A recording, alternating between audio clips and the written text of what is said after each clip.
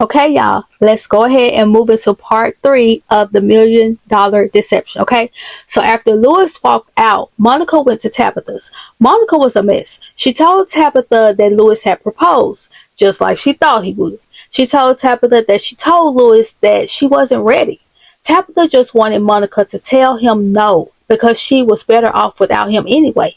And Tabitha reminded Monica that it wasn't supposed to go that far. She was just supposed to use Lewis as a placeholder until Nate came to his senses. Tabitha really wanted Monica to break things off with Lewis. She said that Lewis was a 27-year-old with a part-time job, no money, no common sense, and no education. And the only reason Lewis was trying to get an education now was because Monica was paying for it. Tabitha just kept going in on Lewis, and Monica was getting tired of it. But Tabitha didn't back off. I'm just saying, the nerve of his ex to try and demand that you marry him when he ain't got you. Well, he bought me a ring and he's asked like 3 times. Plus, I'm helping him raise his child.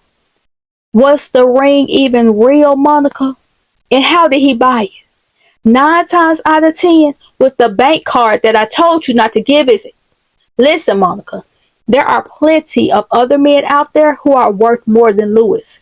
And if you don't want them, go back to your ex-husband. Tabitha, I have gotten over that fantasy. I am no longer waiting for Nate to come to his senses. Besides, I haven't heard from him in a year. Lewis is the man in my life now. I don't know how many times I have to tell you that.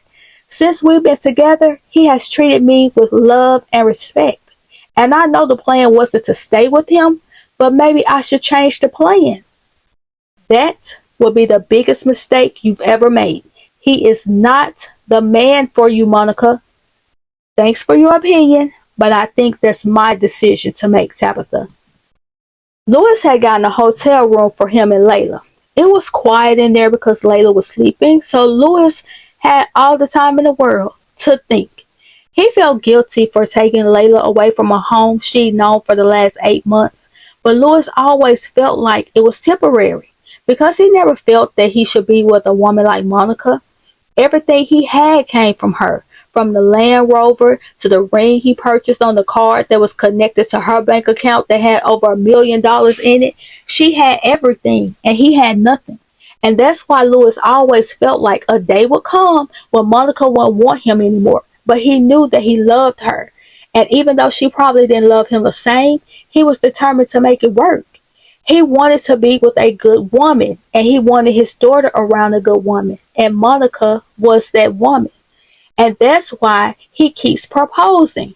But it seems to Lewis that Monica doesn't think much of him, and he feels like that's one of the reasons she's pushed for him to go back to school. He felt like she was trying to shape and mold him, and in a way, not be embarrassed to be with a man who didn't have much of a job or an education. And now here he is, sitting in a hotel room with $40 to his name, realizing how foolish he was to run out on a woman who just wanted the best for him, just because he thought she was trying to get rid of him. It was the next day, and Lewis went to school, even though he didn't want to be there. But he knew if he missed any more days, the teacher could fail him. So he sat through the 1.5 hour long class, not understanding anything the teacher was saying. Finally, class was over. He said goodbye to the professor, but the professor wanted to talk to him real quick. He let Lewis know that he wasn't doing well in the class, and in order to pass it, he would have to average out at least a C. Because even though a D on a midterm was passing, it wasn't going to help him pass the class. The professor suggested that Lewis scale back on his work, but Lewis had to let him know that he needed his job because he has a daughter. But he reassured the professor that he was going to do better in class. Once he got in the hallway, he watched all the young kids be carefree, and he felt like he didn't belong there. The only reason he was there was because Monica pushed him to go. He didn't want to be there. He felt like it was an unspoken requirement for being with her. He knew she'd probably been with men who had all sorts of degrees, and there he was with no diploma. But that was then. Now, since he knows that Monica doesn't want him, there was no reason to keep coming back. He had a general science class next, but he walked right past the door, threw his 2 books in the trash, and walked off of campus. Since Lewis has basically dropped out of school, he headed to pick up Layla from daycare. When he got there, he could feel somebody looking at him. He looked across the street and noticed a very thin woman with wiry brownish gray hair staring at him. He had to shield his eyes from the sun in order to get a good look, and once he locked in, he noticed who it was. He could hear the woman yell, "You promised us. You can't say we can have her, then just take her away." Lewis walked across the street and told the woman that it was over, and that he wasn't going to tell her again that he had changed his mind. But she reminded Lewis that he promised. Lewis looked back at the daycare to make sure nobody was coming out. Then he walked around to the driver's side as the woman tried to hurry and get in the car. But Lewis grabbed the handle and told her again to forget about it. "I've changed my mind and it's over. Don't come around here no more. You hear me?" The woman was looking scared, but she said yes, and Lewis told her to get from over there. After that, he went inside, checked Layla out, and then he went over to Freddie's to see how the rehabbing was going since he wasn't on the schedule for that day. When Lewis got there, he was surprised to hear that Freddie's house had been broken into that morning. Freddie said he was going to put some bars on the window, get some more lead for his piece, and work on that house so they could sell it and do that over and over again until they became millionaires. Freddie and Lewis wanted to start their own real estate company. Freddie wanted to make enough money to get his family out of the hood, and Lewis wanted to earn Monica's respect.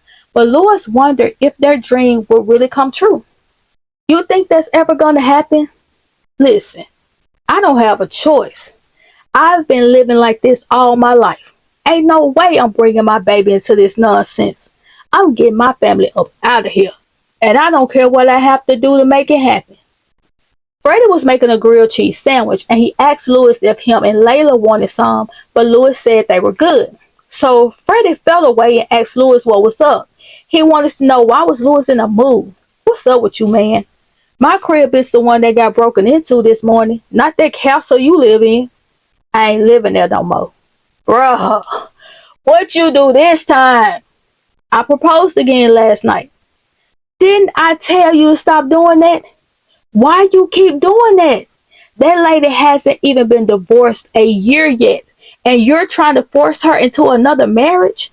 She's probably questioning whether she made the right decision in leaving her husband." "Well, she ain't gonna play me like no trick. I take out the garbage, make dinner, I put it on her, tell her that I love her. Man, she got it made. She treat me like we're married, but she don't want to commit." "Lewis, stop playing. The situation ain't perfect.